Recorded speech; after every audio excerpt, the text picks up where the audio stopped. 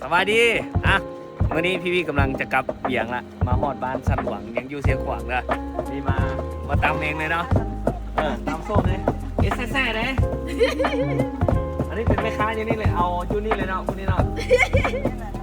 ถ้าเรามาขายตามะม่วงตามะฮู้อ่ะนี่อันนี้จะอยู่แถวนี้กับบ้านคนกับโบราณไปเลยเนาะธรรมชาติบ้านเรานี่อันนี้ห้านตำเด้อนี่ใครอยากกินตำมะฮู้มาได้เนาะที่บ้านสันหลวงเมืองคูนแข่งเชียงขวางนี่นะเราก็มาพี่บุกมาแล้วเมารถนะซูเปอร์เบรกหลายคนเมารถนะตำวันนี้มาที่ก็ต้องตำเองเลยนี่ออริจินอลเลยนี่มะม่วงเกี่ยวมาให้เรียบร้อยเนาะเอาเสื้อไปเลยได้จังแซ่บเสื้อไปเลยได้จังแซ่บเลย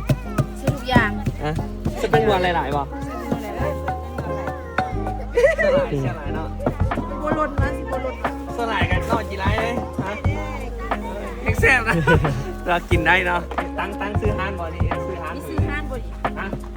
ห้านเตา เขา เสี จะ ยบ พูดได้จีเป็นพวกเขาอยู่มุนกูนั่นมีฮานอยู่สันหวังเลยฮานซื้อเลยป่ะ